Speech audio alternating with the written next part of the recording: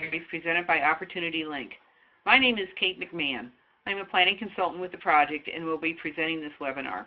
This webinar provides an overview on methods and techniques for developing and implementing a growth policy. This quote from Henry Ford describes success and is a good way to success of a growth policy. As defined by this quote, success goes beyond just the adoption of a growth policy, but is truly achieved when stakeholders in the community continue to work together on projects and initiatives after the growth policy is adopted. The first part of the quote in the previous slide talks about coming together. In the context of the growth policy, coming together is represented by public participation. As noted in the Montana Growth Policy Handbook, broad public participation by many stakeholders is critical for successful effort in developing the growth policy.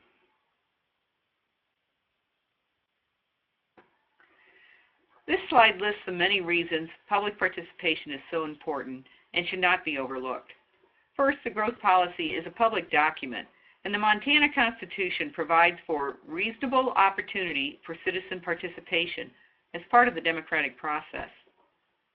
Second, broad participation allows for different perspectives to be heard, so local officials can identify concerns and suggestions they might otherwise overlook. When citizens are involved in a plan in this way, they are more likely to support the growth policy. The fourth bullet point talks about legal support. As noted in the webinar on the Montana Code Annotated, the growth policy is the legal basis for zoning and subdivision regulations. When a growth policy documents public support for these regulations, it provides a stronger legal foundation. And finally, the only way to make sure that a growth policy reflects the community's vision is through public participation.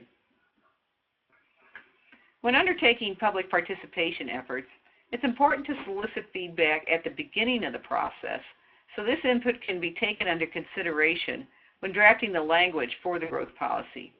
Also, provide different ways for people to participate. Not everyone can come to an evening meeting, so it might be necessary to conduct a survey or one-on-one interviews to supplement the input from the meetings. Make sure you reach out to minority groups as well as different income and age levels and political persuasions so you have a diverse range of perspectives. Be creative. A high school essay contest is an example of a creative way to engage young people in the process. Each community is unique and will be up to them to determine the best way to structure a public participation program. This diagram illustrates the many different ways a community might encourage citizens to be part of the process. If a community has recently held public meetings as part of another planning process, such as the meetings for the Vibrant Futures Regional Plan, the input from those efforts can also be used for a growth policy.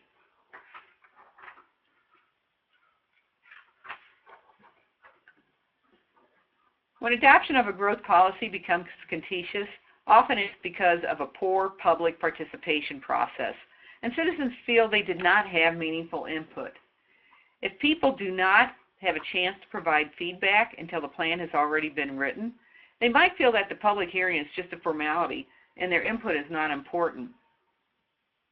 That is why it's important to avoid the mistakes listed on this slide and get public input early and through multiple methods. Also, be sure to document those efforts in order to respond to someone who may show up at the end of the process and say that they did not have an opportunity to participate. Make sure your surveys have questions that are neutral and not biased. And finally, make sure that your meeting complies with open meeting laws. The MCA has very specific processes as well as the Open Meeting Act that you must follow. Once the community has undertaken a public participation effort, it's important that the input from this effort is actually reflected in the plan's goals and objectives. The quote from the Montana Growth Policy Handbook notes that goals and objectives are the heart of the plan, and they should reflect the unique needs of the community. So, how do you write good goals and objectives? These next slides will demonstrate a three-step process to graph goals, objectives, and policies that can be embraced and implemented for your community. For purposes of this presentation, the terms objectives and policies are used interchangeably. If you follow these steps, you will have goals and objectives or policies that are derived from the input and the data specific to your community, and you'll be able to explain to local officials and the public where these goals came from. So the first step is to write a clear issue statement. I like to start by picking one of the growth policy elements.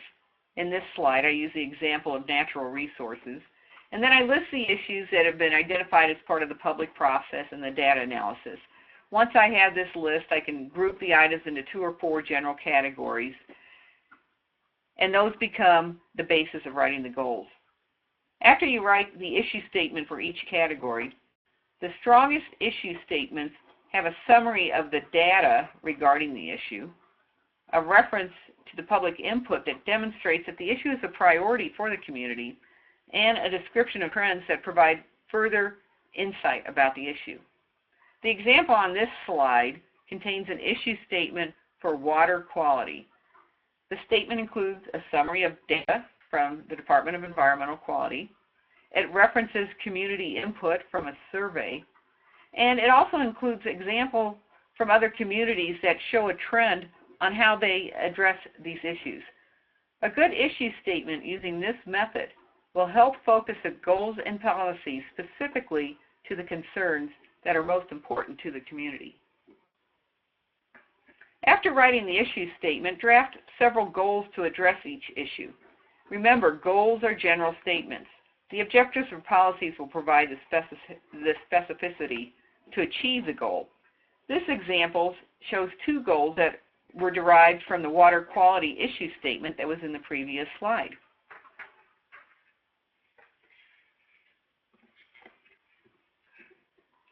The final step to writing objectives or policies for each of the goals is to take each goal and compile a list of policies from other sources, and then to select the ones that are most appropriate for your community and modify the language to match the specific needs of your community. This slide lists resources that might be helpful in compiling a list of potential policies or objectives for your community. Once this list is compiled, there should be a thorough review and discussion by the planning board to determine the policies that are the most suitable for your community and that reflect the community vision that was articulated in the public input process. One way to evaluate the suitability of each policy is to discuss the degree of involvement that the local government would like to undertake to implement each policy. This matrix illustrates the different levels of involvement that local officials may want to consider. Each column represents a different level of involvement: coordination, voluntary, mandatory, or proactive. The items under each of these column headings are the types of policies that are typical at each of these levels of involvement. For example, a local government may feel that it has limited resources to aggressively pursue a goal and that it can achieve similar results by just coordinating with other agencies. Policies that promote coordination include such things as consulting with state and federal agencies on land management issues, finding partners to help take the lead on certain projects, or just monitoring conditions and sharing the results with other agencies like watershed groups. Some issues, however, might be high priority and the community wants to be proactive in its response. A local government might want to have a policy to create a special improvement district to fund the extension of sewer lines for economic development purposes. As noted in this table, there are many types of policies that a local government can consider to promote the goals in a growth policy. It is a very worthwhile effort to discuss various alternatives and find the policies that your community are most likely to support. This slide shows the different levels of involvement for the goal from our previous to improve water quality in lakes, rivers, and streams. Note that the community might want to pursue all of these policies at all of these levels, or they might just want to select a few policies. So, for example, regarding water quality, a policy to coordinate with watershed groups and resource agencies on development applications may be all that that community wants to do. Or they might want to be proactive and also acquire open space easements along the waterways. Again, it's important to have the discussion and decide what type of policy to address a specific issue is best for your community. But sometimes communities make mistakes or don't go through this process, and again, they end up with policies that really aren't acceptable to the community and end up with a very disadoption process. So to avoid these policy pitfalls, avoid policies that are too vague. Some policies read more like goal statements. You should be able to identify the type of policy according to the matrix in the previous slide and able to answer the question, does this policy represent a voluntary action, a mandatory action? Are we coordinating with somebody, or is this proactive? If you can't answer this question, rewrite the policy to make it more specific. One common mistake is that policies and objectives are copied from another plan. They might sound good, but you have to have a thoughtful discussion about whether this policy makes sense for your community. One example of a policy that might be inappropriate for a community refers to the use of impact fees to finance infrastructure. Impact fees only work in high-growth communities where demand exceeds capacity. Impact fees require a significant amount of staff time to administer. This policy might be appropriate for an urban area that meets these criteria. Yet in our review of growth policies in the region, this policy to use impact fees was frequently found for very rural counties and small communities that don't have the growth to support impact fees and don't have the administrative capacity to administer them. While a policy of enacting impact fees might give the appearance of addressing infrastructure concerns, it's unrealistic in many communities to expect they'll ever be adopted. Instead, the community should consider other policy alternatives that would be more appropriate for their locality. Policy should also be supported by data analysis. If someone asks why the policy has been included and you can't refer to either data or public input to support the policy, it might need to be reworded or removed. The flip side of a policy being too vague is a policy that is actually stating a regulatory standard that really should be adopted as part of a zoning or subdivision code or building code. To illustrate, recall the sample policy that we had for jurisdiction regarding streamside setbacks. The policy is specific enough that it tells the community they need to update their codes and include a standard for setbacks from streams. But if the policy stated buildings should be set back 100 feet from the high water mark, this is a standard that should not be in the growth policy. It's a standard that should be adopted as part of a code, and it has to go through a specific, separate public process and has to have detailed analysis to identify why you selected standard as appropriate for your jurisdiction. So again, you don't want the policy to be too vague, but you don't want to be including standards in your growth policy either. Another common pitfall that we found in our review of growth policies is that often they would discuss policy alternatives in their analysis section when they were discussing issues or discussing the trend data analysis, but they never formally listed those policies in their goals and objectives sections. For example, in a discussion of wildfire, urban wildfire interface, there might be a statement that it would be advisable for homeowners to provide defensible space around their homes. But when you go back to the goals and policies section, there's no mention of defensible space, and it's not clear if the county is actively promoting this policy or not. Furthermore, if the county wanted to adopt a code amendment, a zoning code or subdivision code amendment requiring defensible space, and the statement is not formally adopted in the goals and policies section, it would not support the regulation. So if you're going to discuss the policy alternatives as part of the trends section, make sure you also formally adopt that policy in your goals and policies or goals and objectives section. Some growth policies include objectives that are actually action items. For example, There might be a policy listed that says we want to build a parking lot on the corner lot of 2nd and Main. This is an action. It's not actually a policy statement. The policy statement would probably read something like, provide adequate parking spaces downtown to supplement on-street parking. And then your action table would say, build parking at the vacant lot at 2nd and Main. The policy statement really should apply to a number of potential projects, not just to one specific action. Final section is on working together or implementation. A good action plan will include a list of actions, will have information on staffing, who is going to do it, include some kind of idea of cost. It could include specific numbers, or in this example, it just gives an idea of whether this would be a low-cost item or a high-cost item. And then it should have a time frame for completion.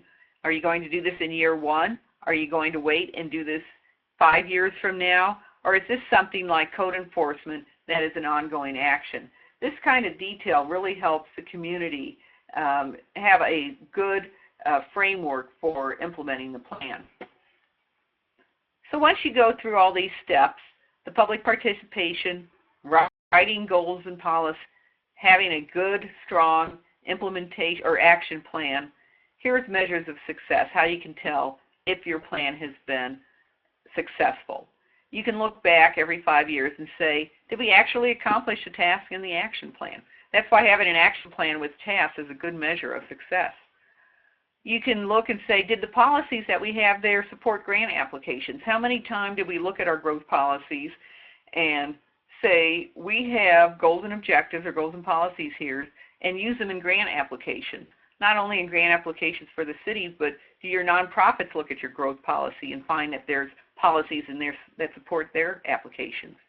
You can look back after 4 or 5 years and, as a result of the action plan and the growth policy, did we form partnerships with nonprofits, with other agencies to help us implement the plan? That's another measure of success. You can also look back and say, when we made land use decisions, when we made zoning decisions or subdivision decisions, did we withstand legal challenges? Or maybe there weren't any legal challenges, and that's an indication that you had clear policies that everybody understood, and so it supported your zoning and subdivision actions. And finally, did the growth policy consider regional implications?